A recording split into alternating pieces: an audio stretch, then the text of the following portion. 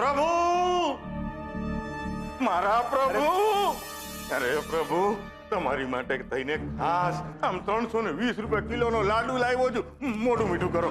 એક મિનિટ. શું વાત છે? પહેલા એ કહો કે કઈ લોટરી લાગી છે કે પછી આપણે આ મોલની 150 દુકાનનો સોદો પતાવીને આવ્યા છે? હવે એના કરતા પણ વધારે મોટા સુપર સમાચાર છે પ્રભુ. ના ના, પણ પેલા મોઢું મીઠું કરો. બોલો, થોડું મોઢું મીઠું કરો. હા ભાઈ, હા બોલો, શું છે સુપર ખબર? ખબરમાં તો એમ છે ને પ્રભુ, આ કિંજલના જીવનમાં ઓલો સુપર હીરો નતો તમારો ઉત્કર્ષ, એના અને કિંજલના છે ને લગ્ન પહેલા જ આમ છૂટતા છેડા જેવું થઈ ગયું છે પ્રભુ.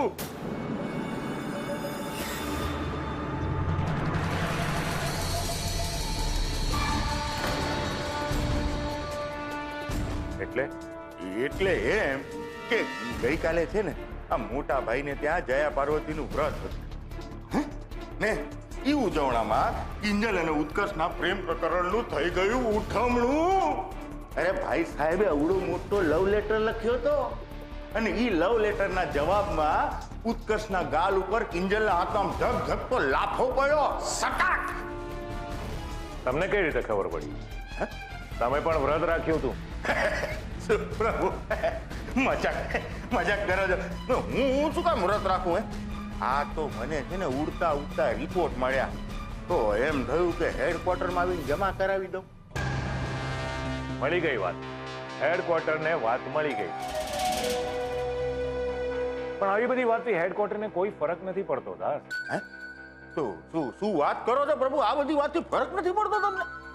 મને એમ કહો, આ કિંજલનું ટી મેલાનું ફોર્મ કોને ભરાવ્યું હતું? તમારા ઉત્કર્ષ. આ ચોફીટીની આઈડિયા કોની હતી? તમારા ઉત્કર્ષની. હે? અને મને એમ કહો, આ મોટાભાઈને હોસ્પિટલમાં દાખલ કરાવ્યા ત્યાંથી આ નવી દુકાન બનાવવા સુધી આ કિંજલ સાથે પડછાયાની જેમ કોણ ફરતું હતું? તમારો ઉત્કર્ષ. હે? આ કિંજલના એક લાફાને લીધે આ કિંજલ અને ઉત્કર્ષના ભાઈપણા અને બેનપણા આમ કકડ ભૂસ થઈ ગયા પ્રભુ.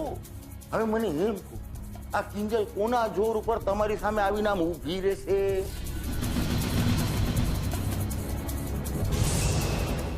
એટલે હવે કહો પ્રભુ, છે કે નહીં સુપર સમાચાર? પત્યું?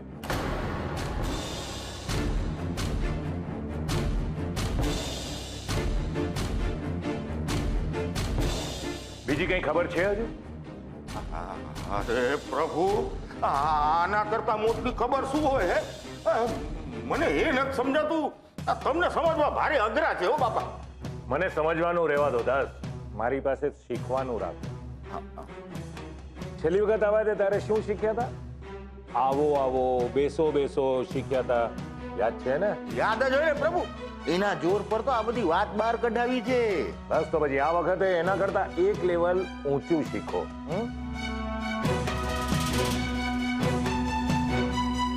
સામેવાળાને તમારી પાસે જે પણ રિએક્શનની અપેક્ષા હોય ને, એવા રિએક્શન ક્યારે ન આપો.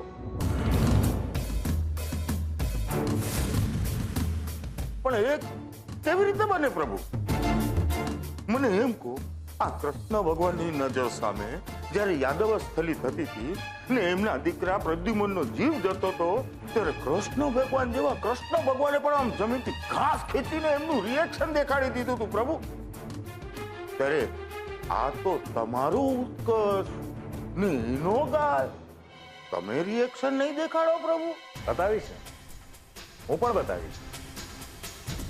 પ્રદાસ, પાણી ઊંડું છે કે છીછરું છે એ જાણ્યા વગર જો કૂદકો મારો ને તો એને સાહસ નહીં, મૂર્ખામી કહેવાય દાસ, મૂર્ખામી.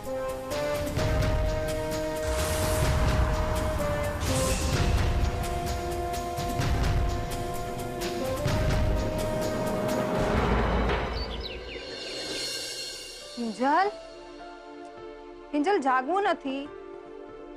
કિંજલ બેટા, અરે બાપ રે, તને તો તાવ છે. એક મિનિટ. હા મમ્મી, ક્યાં જાય છે? બેસ ને. તારું કપાળ તો જો, તાવડીની જેમ તપે છે. તાવ તો માપવો પડશે ને. મમ્મી, કઈ નથી થયું મને. ગરમ પાણીથી નાહી લઈશ ને એટલે બધું ઠીક થઈ જશે. અને હા મમ્મી, એક કપ ચા બનાવી આપ ને, એટલે પીને દુકાને પહોંચતી થાવ. જરાય નહીં. આવી હાલતમાં ક્યાંય જવાની જરૂર નથી, સમજી? એકવાર કહી દીધું ને એટલે કહી દીધું, બસ. પણ મમ્મી,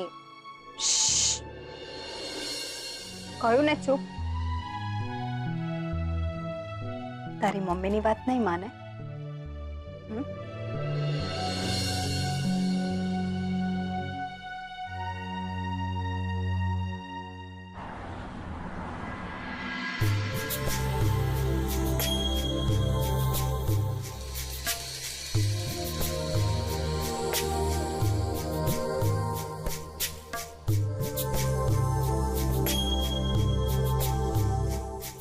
હું અહીંયા બેસી શકું છું ને બેટા? પપ્પાજી તમે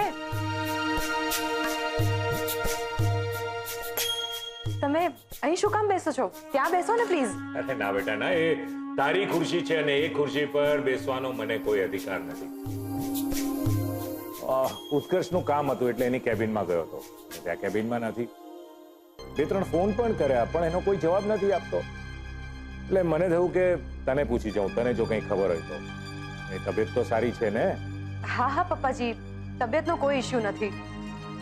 આ તો બસ જરા ગઈકાલે તમને રૂપેશે કઈ વાત નથી કરી?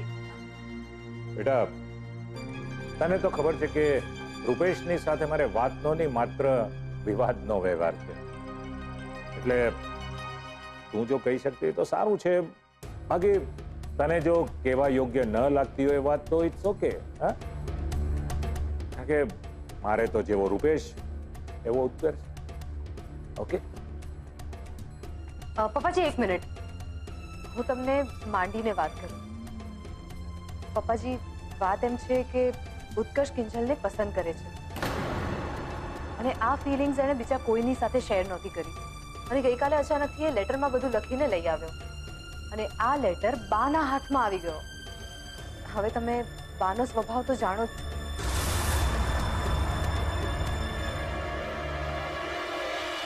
મારી તાપી નગરની રાણી, તને મારા મનની ઠકરાણી બનવું ગમશે? મને તારી સાથે પ્રેમ થઈ ગયો છે. હું તો બસ ખાલી તારો જવાબ જાણવા માંગતો હતો. જવાબ જોઈએ છે તારે?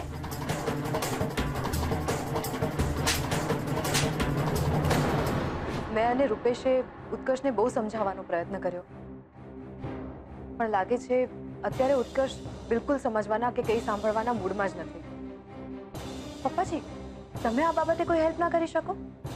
કરી શકું ને, ચોક્કસ કરી શકું. પણ બેટા મને લાગે છે કે અત્યારે હું જો કંઈ પણ કરવા જઈશ ને તો વાતનું વતેસર થવાનો વધારે ચાન્સ છે. એના કરતા બેટર છે કે ઉત્કર્ષ પોતે પોતાની મેળે જ આમાંથી બહાર નીકળવાનો પ્રયત્ન કરે. બાકી તું કિંજલને સંભાળ. કિંજલ બિચારીને બહુ મોટો આઘાત લાગ્યો છે નહીં આટલો સારો દોસ્ત ગુમાવવાનો. હવે તમને શું કહું પપ્પાજી, ઘરે બધા બહુ અપસેટ છે અને પપ્પાએ બાની સાથે ઝઘડો પણ કરી નાખ્યો.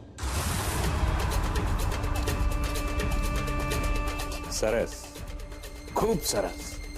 આ તૂટેલી મૈત્રી તારા અને રૂપેશના લગ્ન તોડવા માટે મને આશીર્વાદ જેવી સાબિત થવાની છે સેજલ, આશીર્વાદ જેવી.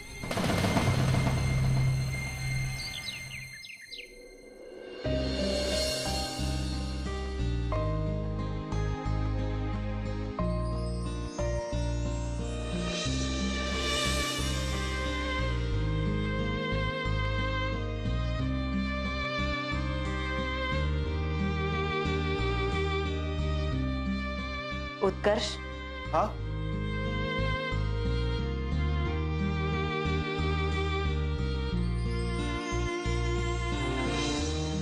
તારા ને કિંજલના ફોટા જોઈ રહ્યો હતો.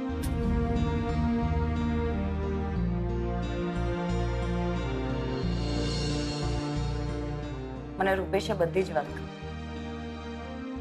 સમજો, આજો.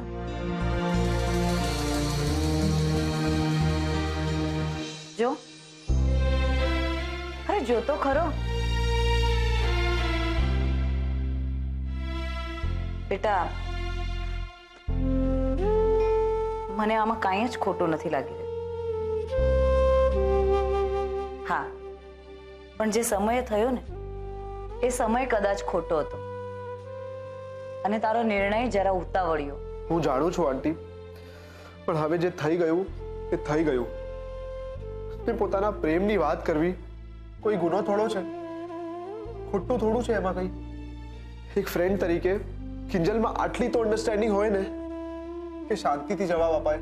બધાની સામે લાફો મારવાનો શોર જ છે. અરે તો એ બિચારી શું કરે?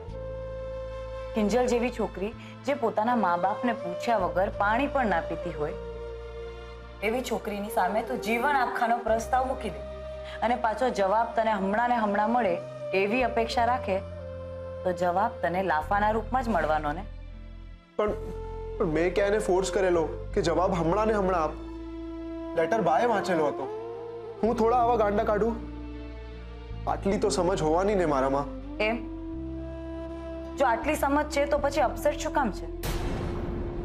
અને મેં તને પહેલા જ કહેલું કે કિંજલના જીવનમાં એનું એક જ લક્ષ્ય છે, એના ટી કેફેની જવાબદારી, અને પ્રેમ સૌથી છેલ્લે. તો મને એનો એ ક્યાં કોઈ વાંધો છે? એટલીસ્ટ એક ક્લેરિટી તો મળે.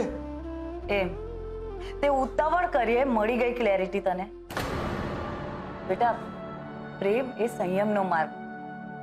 ઉતાવળ કરવાથી હાથ ખાલી જ રહી જવાના. એટલે આ બધું ભૂલી જા અને ચાલ જમવા ચાલ. ના આંટી, મને ભૂખ નથી. જો તારા ભૂખ્યા રહેવાથી કિંજલની ના હામાં તો નહીં બદલાઈ જાય તો વાત અલગ છે.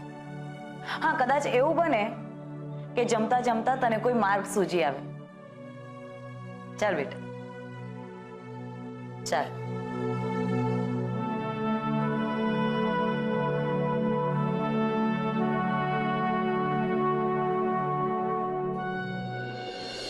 ઉત્કર્ષ, સોરી ઉત્કર્ષ, માફ કરી દે ઉત્કર્ષ. ઉત્કર્ષ સોરી. કિંજલ બેટા, બહુ ના વિચાર, તારી તબિયત વધુ બગડી જશે. મને ખબર છે આ જે કંઈ પણ થયું ને એનો જ તને આઘાત લાગ્યો છે અને એના લીધે જ તને તાવ ચડ્યો છે. બધું ઠીક થઈ જશે બેટા, તું ઠીક થઈ જશે. સોરી ઉત્કર્ષ. એટલે બોલો. અરે તારે માફી માંગવાની શું જરૂર છે બેટા? ભૂલ તો ઓલા ઉત્કર્ષિયાની હતી ને, એની જ દાનતમાં ખોટ હતી. નરકમાં જાય, નરકમાં જોજે. નખો જાય નખો દિયાનું. તો ખરા કેવા હાલ કરી નાખ્યા છે છોડી ના. એ બેટા, દીકરા આ કાઢો પી લે. ઉઠ, ઊભી જા, ઊભી જા. આ પીસ ને એટલે ચપટી વગાડતામાં તાવ ફુર થઈ જશે બેટા. ઉત્કર્ષ સોરી, માફ કરી દે. અરે હજુ સોરી સોરી માફી માફી જ કર્યા કરે છે. મીરાબો, મને લાગે છે ને મગજમાં તાવ ચડી ગયો છે. જો તો માફી માફીનું રટણ ચાલુ જ છે. બા, મને કઈ નથી સમજાતું. મને લાગે છે બહુ થાકી ગઈ છે બિચારી. થોડોક ટાઈમ આરામ કરી લેશે ને પછી કદાચ સારું થઈ જશે. એ વાત સાચી, એમ કરી જોઈએ. એક કામ કરો મીરાબો, તમે એની પાસે દઈ રહેજો ને ઠંડા પાણીના પોતા મૂકવાનું ચાલુ જ રાખજો. હું સંતોષીમાં પાસે જઈને પ્રાર્થના કરું છું, છોડીને જલ્દી સારું થઈ જાય. પૈસા સોરી ઉત્કર્ષ, સોરી, માફ કરી દે ઉત્કર્ષ. સોરી ઉત્કર્ષ.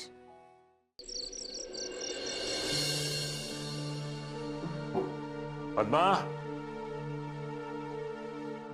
પદ્મા. રૂપેશ, તારી મમ્મી ક્યાં છે? ઘરમાં નથી? ખબર નહીં, થોડી વાર પહેલા બહાર ગઈ હતી. ઓ, એટલે આજે આપણે આપણા હાથે જમવાનું લેવાનું છે એમ? ઓહો, આવી ગયા. લ્યો, આવો આવો આવો. બેસ ને બેટા. હું રૂપેશને કહેતો હતો કે આજે આપણે હાથે જમવાનું લેવું પડશે. ના ના આપો, હું જરા ઉત્કર્ષને બોલાવવા ગઈ હતી. તું બેસ બેટા, મેં તારો ભાવતો શીરો બનાવ્યો છે, હમણાં લાવી. કેમ શીરો? એટલે દાંત બાત તો સલામત છે ને? કે પછી નાકમાંથી પણ લોહી નીકળે છે? કે આવું થાય જ્યારે ગાલ પર કોઈનો જોરદાર લાફો પડે ને ત્યારે આવું થતું હોય છે.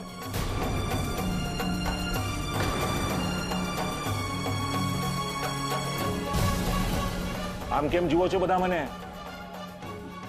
આ ઘરમાં ઘટના દુર્ઘટનાની જાણ કરવાનો રિવાજ તો છે જ નહીં ને. અને સેજલ પાસેથી ખબર પડી. શું ભાઈ, માથા પરથી પ્રેમનું ભૂત ઉતરી ગયું હવે?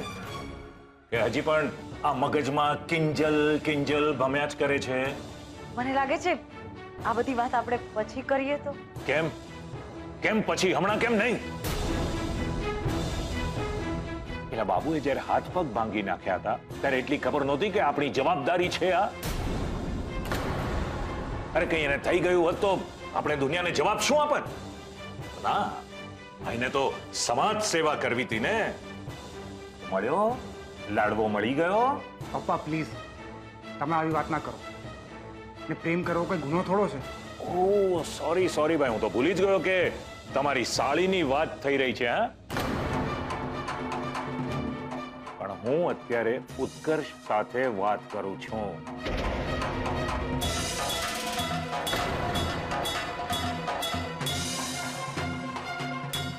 તો બોલો ભાઈ, કેવું લાગે છે? હા, એટલે લાફો ખાઈને કેવું લાગે છે? બોલ બોલ. તારી લાઈફનો મહત્વનો સમય તે ફાલતુ લોકો સાથે વેડફી નાખ્યો છે, તો હવે જવાબ તો આપવો પડશે ને.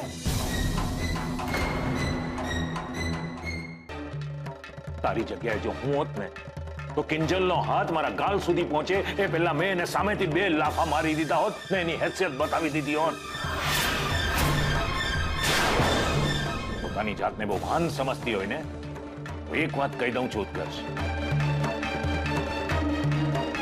તારે આ લાફો ભૂલવાનો નથી.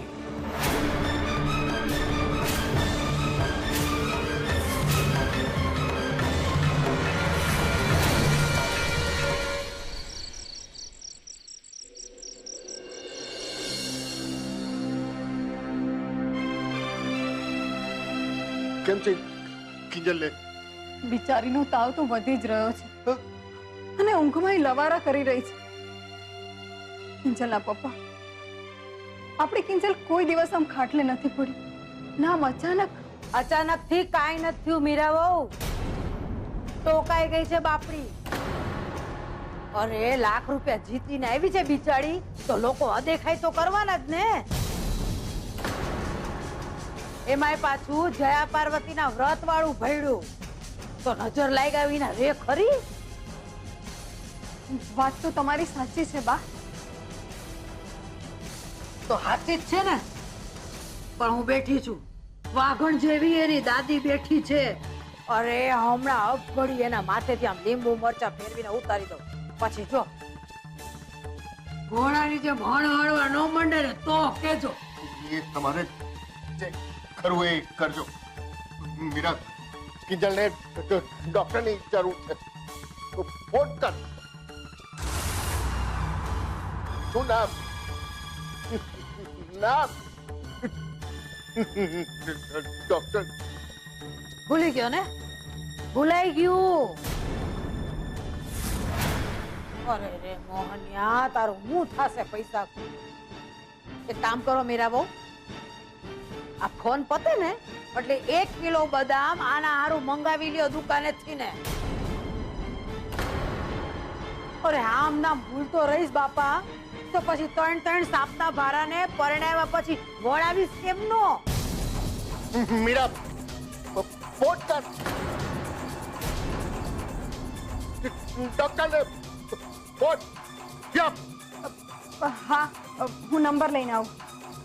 અને હું નજર ઉતારવા હાટું લીંબુ મરચા. હા, આવી.